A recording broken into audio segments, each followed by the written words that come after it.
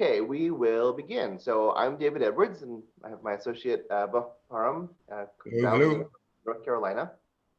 And tonight's webinar is what the GameStop saga teaches us about behavioral finance. And Buff did some research and wants to start off with a little bit of a quote. So Buff, jump right in. David, I'd like to tee you up with a quote from Bob Seawright's weekly The Better Letter. And he writes, "We are neurochemically confirmation bias addicts. As such, we tend to reach our conclusions first. Only thereafter do we gather purported facts, and even then, see those facts in such a way as to support our pre-existing beliefs and commitments. When they fit with our preferred narrative, so much the better." Yeah. Your reaction? Yeah. So 98% of people are terrible at being investors.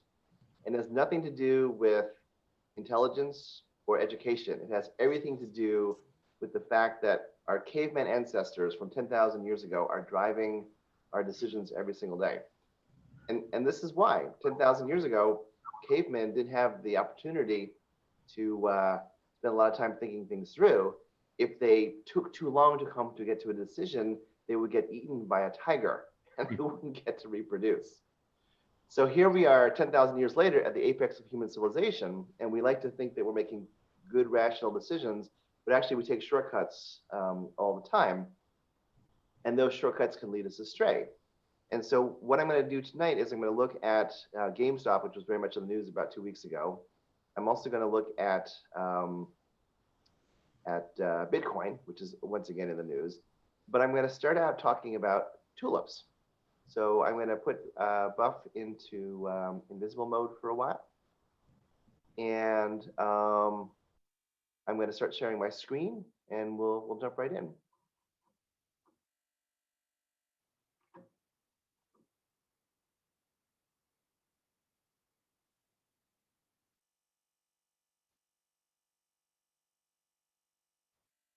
So everything old is new again. This is a very funny chart from 1634 to 1637, and it involves tulips. And everyone has heard the tulip mania story before. Here's the actual background. Tulips are not from Europe; they're actually from Turkey. And in the 17th century, Holland was an emerging world power. It was rapidly industrializing based on textiles, and then also shipping. And so a lot of newly rich Dutch wanted to have luxury goods, and they began importing tulips from Turkey. And it was such a novel, crazy thing that this craze started in. And this scale over here isn't very meaningful. Essentially, what it means is that what was initially priced at 5 units eventually was priced at 200 times that, way up there. And at the peak price of the craze, a single tulip bulb sold for 5,000 guilders, which was the equivalent of buying a mansion in Amsterdam. And then, as quickly as it rallied, it fell back down to nothing. And so we can make fun of the Dutch from 400 years ago because we're so much smarter now. But in fact, these kind of charts come up over and over again. And for example, here's a chart of GameStop, and pretty much not much going on for the last several years. And then all of a sudden, a crazy rally up and a crazy crash down. And this is the history of GameStop.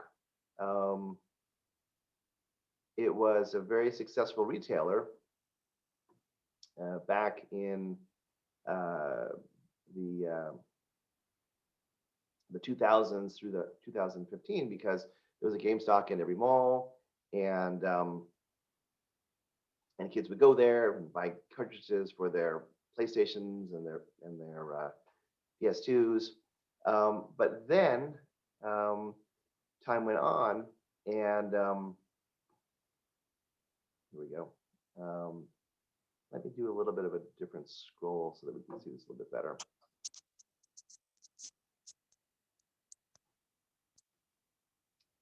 Yeah, so here we go. So back in 2008, it was a very successful stock. It was at 61.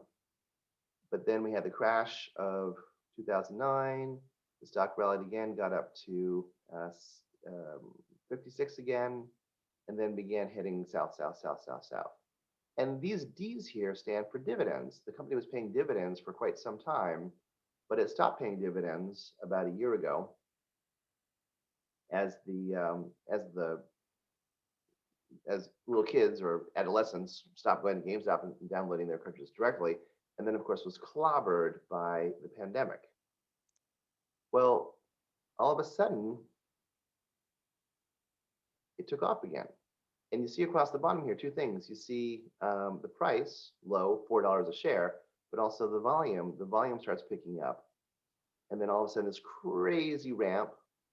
And then over the last month, it ramped all the way up to 483 briefly, closed at 347 that day, fell back sharply, rallied again, and then crashed down for good. Now it's back at 40.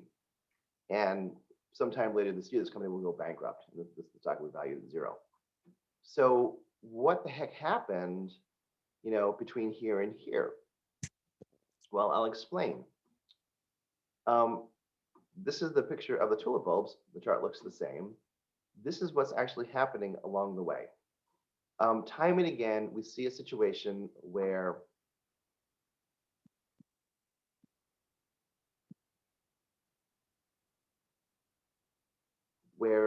nothing happens for a long time, a huge ramp, a huge sell-off, and then back to nothing again.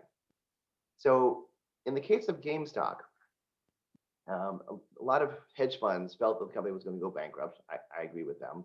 And they thought they could make money by shorting the stock at $5 a share. And when you short a stock, you actually go out and borrow it from somebody who owns it and sell it. And the idea is that when the company goes bankrupt to zero, you buy back the worthless stock, close out your position, make $5. But on the other side of that trade are people that are looking for short squeezes. And so way back here, maybe a year ago, some smart money began accumulating positions in GameStop. And then institutional investors got involved as well. The narrative around GameStop was that a hardy band of Reddit retail investors ganged up on the hedge funds and beat them senseless. And that's a fabulous narrative, but it's not actually true. For example, BlackRock is an asset manager with $10 trillion in assets, 10 trillion. And they have artificial intelligence software that sniffs through social media and finds out what the little people are buying up. So BlackRock accumulated a position through here of about 13% of the company by January 1st. And then the stock started to get some action, and the media jumped in, journalists, and journalists report what they hear, and what they heard was that this was based on Reddit. It was the little guys ganging up on the hedge funds, and they told that story, and then it became really popular, and everyone began jumping in, bang, bang, bang, bang, bang, go, go, go. And so from here to here, this is what we call the mania phase. But here's the problem. The smart money, they know this chart as well as I do, and they start selling along here. And all of a sudden, there's a big pullback as supply meets demand for the first time. The stock falls back sharply. Some retail investors think, hey, here's my chance to get in on this short deal. They push it back for one final rally, doesn't quite take out the new high, and then it starts to fall. Well, if you think about who invested along the way, 1% of the money invested here, 10% of the money invested here, and 80% invested here. So as the stock falls down, anybody who bought the stock on the way up, had a brief profit, is now looking at a loss. And somebody who bought here is looking at a loss of 80% in a matter of a couple of days. And so then panic sets in. The small investors just dump their stock. It's a huge blow off, and the thing settles back down again. So we can see it in Tulips. We can see it in GameStop, and we can see it in other places. Well, what is the psychology? Oh, and by the way, I like to call the ramp stage the ballistic rocket stage, because this is what it looks like. Ballistic rocket right before the fuel cuts off, and then straight back down again. What is it that makes this pattern so attractive to people over time? Well, 10,000 years ago, if you were trying to find something to eat and you saw caribou tracks in the snow, it'd be logical to follow those caribou tracks and catch up and find some food. So part of it is that's how we found food in years past. Another part of it is what we call herd instinct, right? Well, if my neighbor's doing it and my friends are doing it, I need to jump in also. I need to run along with this herd. And then what happens on the other side is panic. The pain, the pleasure let me say it again. The pain of losing $1 is twice the emotional feeling of gaining $2. Did I say that right? Let me say that again. To make the emotions equal, $2 of gain equals $1 of loss in terms of how your heart feels. And again, it's because cave people had to be risk averse. They couldn't afford to lose much because that was the barrier between living and dying. So so that's part of it, is this tracking along, looking for food, the fear of missing out, the herd instinct, and then the panic that sets in once you start losing money, and then it becomes super painful. Let's look at Bitcoin for a moment. Bitcoin has its own ramp going on. This is where it was back 12 months ago, $4,000 a Bitcoin. And here it is now, 57,000. So that's a multiple of 15 in a year. And by the way, there was some news recently. Did I lose somebody? Elon Musk put $1.5 billion into Bitcoin on behalf of Tesla, and said they'll start accepting Bitcoin for Teslas going forward. That sounds pretty cool. But let's go back in time a little bit. There was a previous ramp for Bitcoin. It was in the low range, 250, 500, 1,000 or whatever. And then all of a sudden in the fall of 2018, it ramped all the way up to 20,000. And a lot of small investors jumped in at high levels, and then fell 85% over the next year, almost 90%. And then it went sideways again. And then there's this new ramp. So one of my clients called up recently and said, "Hey, David, I know you turned down Bitcoin in 2018. How do you feel about it now?" And my answer is, I feel as uninterested in it now as I did 3 years ago, because I don't know when this surge is going to break. I'm not a genius. I don't know when the fever is going to break, but I do know that it will come back down to earth eventually. And the reason why I know this is because one of our rules is trying to map price to value. The current price of a Bitcoin is $57,000, but the value of the Bitcoin might be $0. And people say, "Well, David, surely Bitcoin will take over as a replacement for the dollar." Not likely. There's a lot of infrastructure built around the dollar, but more importantly, there are thousands of other Bitcoins that sprouted up in the last 5 years that are all worth zero. So the probability of this one product, being different than all the other identical Bitcoins is very low. And really, if the value should be zero, that's where the price will be eventually. So that's what I wanted to talk about today.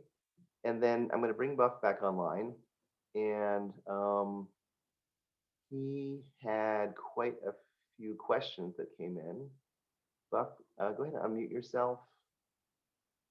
And let me get you up here. How are you, sir? Hey, Buff.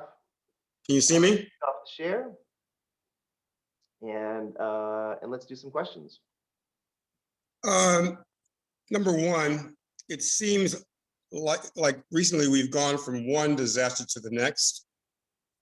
A global pandemic that's lasted almost a year and killed over 500,000 Americans so far. Racial unrest in our streets, an attempted coup in our capital, leaving 5 dead. And now a disaster in Texas where a freak winter storm left millions of people without water and power for days. In your opinion, David, are these disasters isolated instances, or is this our new normal? And what does it mean for investing as we go forward? Yeah. If somebody had read you that list of horror 18 months ago, and asked you to predict where the stock market would be, you would have predicted it'd be down by 50%. And instead, it's at record levels. And the reason why it's at record levels is, first off, the pandemic is like the neutron bomb. We used to talk about the neutron bomb back in the 80s. It killed people and left buildings standing. Well, the pandemic kills people and leaves companies standing. And whereas quite a few small businesses have gone out of business in the last year and a half, big businesses have grown and thrived. They've actually grabbed more market share away from the companies that went bankrupt. So, issue number one is companies will keep fighting to survive if it's a pandemic, if it's a war, if it's a terrorist attack, if it's political unrest. Companies don't stop doing their jobs. There was a second part to your question. Remind me what it was. What do you think this means in terms of investing going forward in the U.S.? Yeah. So what the stock market has concluded is that this pandemic is a humanitarian disaster. It's not an economic disaster. And because of all the borrowing from the Federal Reserve, from the U.S. Treasury, because the Federal Reserve has dropped interest rates so low, because of the checks that are being handed out to average Americans, there is a lot of potential spending coming up later this year and also into next year. And so, the economists are projecting the U.S. economy to grow between 4% and 6% in 2021 and keep growing dramatically in 2022. And then the other thing that is interesting, we'll come back to another topic later. Let's go to the next question. What do you see as the priorities we face and in what order? Key issues: reestablishing international relationships, global climate change, domestic economic growth, vaccinations, immigration, dependence on fossil fuels, racial and gender equality, economic opportunities for younger generation, domestic terrorism. Yeah. Quite a list. Yeah. That's the list that President Biden faces every morning. Thank goodness I'm not the president. It's always something.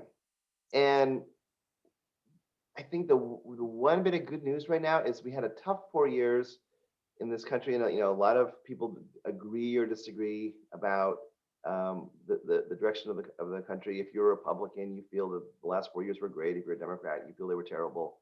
But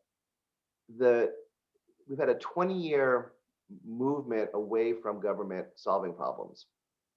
And what we've learned is that sometimes the government is useful for solving problems, and so now we're having a swing back the other way. So I think that's a positive sign. What's tricky is that the balance of power in Congress right now is on a knife's edge. It's 50-50 in the Senate.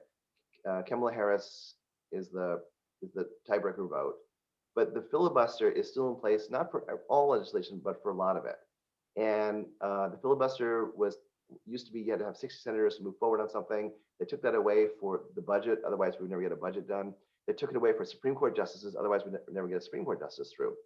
But now a lot of what the Biden administration would like to do to stimulate the economy, raise the minimum wage to $15 a share, which I'm totally in support of, is dependent on the filibuster going away. And that won't go away while one Democratic senator in West Virginia is opposed. And so we'll see how long this opposition stays there. But it's always something. One of my favorite books to make fun of 20 years ago was what's called The End of History. And the theory was because the Soviet Union had collapsed, Russia was a tiny remnant of the Soviet Union, the democratic capitalist model had won, and history was over. And I go, oh my God, that's so naive. Something will always happen. Let's go to the next question. Well, keep out your crystal ball, because if there is a stimulus package, won't the markets keep going up, or is that already priced in? And if the markets recovered so quickly last year and we have a vaccine, what reasons are there to be worried about the market? Yeah. What are some scenarios where you can envision the market taking a major pullback? Yeah. So the market looks 12 to 18 months ahead, and it's already discounted the vaccine. It's already discounted the stimulus, and it's actually a little bit lofty right now. It would not surprise me if the market pulled back 10% sometime this year. No big deal. That happens every 2 years on average. It wouldn't surprise me if it pulled back 20% if all of the current rosy projections didn't quite turn out the way they were supposed to. But that doesn't hold us back from being investors. Generally speaking, when we invest for clients, we tell them, listen, if you need cash in the next 12 months, it's going to stay in your checking account. We can't take any volatility risk with that at all. And if you need money in the next 5 years, well, we'll put it in bonds, low return but low volatility. But then money you need for your retirement, for example, well, for there, it's not volatility risk you have to worry about, it's longevity risk. And for that, you need the more volatile, higher growing stocks. So what happens over the next year to 5 years, it will be volatile, but you stick with it and you get the averages and you grow. And I've been running my firm for 25 years now, and maybe more than a third of my clients are depending on their portfolios for their monthly retirement draw. And in 25 years, I've never had to cut anyone's draw one time. So that's just the proof of putting your money into different buckets: cash bucket for the next year, bond bucket for the next 5 years, stocks for thereafter, and you can coast through whatever comes along. What does the Texas electrical grid failure mean for infrastructure spending? Do you see a major bill for infrastructure happening soon? And would that be good for stocks? For what industries you think that would pose the most benefit? And do you think that it's moved up Biden's list behind COVID? And what really are the opportunities? But given the fact that interest rates are close to zero, what will it take to move municipal bonds, tax-free or otherwise, to support infrastructure spending? Right. So you got a couple questions there. One, what about infrastructure spending? Two, how does this affect municipal bonds? So we'll do infrastructure first. I've said for a number of years now, we need to spend more money on infrastructure. And 100 years ago, when the United States was a young, newly industrialized country, we spent so much money on infrastructure: railroads, electrical, telegraphs, television, radio, highways, interstate system, and that made us the biggest economy in the world. But somewhere in the last 20 years, we fell off of that commitment to infrastructure, and our highways are wearing out, our bridges are wearing out, our tunnels are wearing out, our airports are wearing out, our railroads are wearing out. And then you go to a place like China, where they're spending $1 trillion a year, and they've got space-age cities, space-age airports, space-age railroads. And that's because they're doing today what we did 100 years ago. What was surprising was that Trump was supposed to be the infrastructure president, didn't spend a dime on infrastructure other than the wall, which was useless. Biden is trying to tee up about $1.9 trillion of infrastructure spending, and that's all going to be federal money. In 2008, Obama did about a $600 million infrastructure bill, and basically it was to jumpstart projects that the states had already started. Well, back then the states, still had a lot of money coming in from taxes, real estate taxes, income taxes, etc. This time around, the states are in terrible shape. The COVID has really stretched the ability to bring in tax revenue. At the same time, expenses have gone way high. So any infrastructure spending that happens has got to be at the federal level, and $1.9 trillion doesn't go very far. Like a couple of bridges and you're out, $200 billion already. So it's a start, and we'll have to see the states somehow get involved, and private corporations get involved. There's not enough money on the federal side to get it going. But I feel more positive about fixing infrastructure now than I did 2 years ago. And the failure in Texas is just on top of the failure in California, which was on top of the failure in New England. Our electrical grid is based on technology of the 1950s, and it dramatically needs to be upgraded. Oh, and by the way, a lot of the dialogue, the governor of Texas said, oh, the reason why our grid failed was because the windmills froze. Well, okay, if you invested in the packages to keep the windmills heated like they do in Minnesota, you would have been fine. But that's not where your problem was. Your problem was the natural gas generators. The gas flowing through the pipes froze in place, clogged them. That's where you lost 50% of your capacity. So hopefully people will be more honest going forward about what's gone wrong with their infrastructure. But any commentary on the years ago. And then there's a host of companies that are big infrastructure builders. And I think also the opportunity for average blue collar Americans to get back into high paying jobs, get out of a coal mine, get up on a crane installing wind turbines. That is a great way of making a living. Any commentary on bonds? Bonds. As I said before, states and local governments don't have a lot of revenue coming in right now. It's hard to issue bonds in that environment because of covenants. But if they can issue the bonds, the interest rates are very low. We're not buying municipal bonds right now for our clients because what's the point? There's no return. So if you're the city of New York and you can borrow $10 billion to upgrade the MTA, that would be a giant win. Don't know if it's possible. Yeah. Does the enormous surge in U.S. debt mean that inflation's around the corner? And should we consider buying a larger home, a second home? A lot of talk about real estate being a pretty good hedge against inflation right now. Okay, so I heard two questions there. The first question was, is inflation a concern? And the second question was, should we buy real estate as an inflation hedge? So in classic economics, you would assume that if the US government borrowed $6 trillion in 1 year, increasing the national debt by a third, that would be inflationary. But it's only inflationary if it creates excess demand that can't be met by the economy. And right now we have a lot of slack in manufacturing and a lot of slack in the labor market. So we can absorb a lot more economic development before we actually see inflationary pressure. So I'm not worried about inflation at all. The Fed's not worried about inflation at all. The Fed is much more worried about underemployment than they are about inflation. And then the question was, should we buy real estate as a hedge? That is a tough strategy to recommend. Because first off, all real estate is local. So right now, real estate is relatively cheap in New York City. And when I say relatively cheap, I mean compared to 2017, it went way up and then came back down again. But versus real estate in Westchester County around New York, real estate out in the Berkshires, right? People have tried to sell their New York apartments and buy, COVID real estate far away. But the problem with real estate is that the moment you do the purchase, you're down 6% because if you wanted to sell it tomorrow, that's how much the commissions and closing costs will cost you, 6%. So it's not like you can jump in and out of real estate on a day-by-day basis. It's not like you can peel off some siding and go to the grocery store. So out of the fear of having an inflation hedge, you put yourself in a worse position.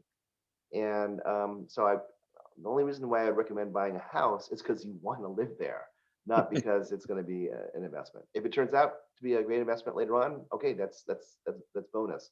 But that's not why you would buy real estate normally. And on a slightly lighter note, should we invest in CBD, aka marijuana stocks? That's a great question to end this webinar. We're right up against our 6:30 timeline. Let me pull up a chart that speaks to that. Hang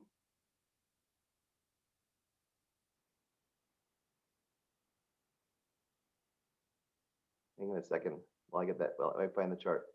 You can actually you can invest in marijuana stocks. And this is an index of marijuana stocks, and this is for the last 3 months or so. So 3 months ago, the index was 36. 6 months ago, it was 27. It's also got a bit of a bubble spike going on. Right, it's way up here now. But I remember that the real spike was back in 2014. Look at this incredible chart. Right, it was down here at 80, and then it got all the way up to 900, and then fell all the way back down to 35, and then it rallied a little bit, and then it fell off, and now it's rallying again. So again, the enthusiasm for cannabis stocks, marijuana stocks, there's a gap between the price, which is high, and the value, which is a question mark. And then the other problem with investing in cannabis is these are all the companies that you can buy if you want to be an investor in cannabis. There are hundreds of them. And we saw this back in the 1880s, 1870s, when railroads were the rage. And we saw it back in the 1970s, 1980s, when personal computers were all the rage. And then we saw it in the 1980s when internet sex were all the rage. I like to talk. I like to use the analogy of watching salmon at the mouth of the Washington River. When you stand at the mouth of the Washington River, there's tens of thousands swimming upstream. Some of them will make it to the spawning ground, but which ones? You have no idea. And then you go a couple dams further up, and now instead of 10,000 salmon, you've got maybe 100 left. But like those 95 look pretty sickly. Those 5 look strong. I'm going to bet that those ones make it to the spawning ground. So out of all these companies, most will disappear in the next 5 or 10 years. Can't tell how much it runs. I almost feel like if you want to invest in cannabis, you want to invest in hydroponic labs and Miracle Grow, rather than the cannabis itself. Invest in the infrastructure you need to grow cannabis. But I also think that ultimately Altria, which used to be Philip Morris, the cigarette company, will swoop in, buy up all these little companies, and marijuana cigarettes will just be another product of Altria. So I'm not putting any money in the cannabis market right now. It sounds intriguing. My feeling is if you want to have a marijuana cigarette, go for it. It's probably a better use of your dollar. So that was a great place to end our webinar. Buff, any closing thoughts? So cannabis reaching new highs is a bad pun.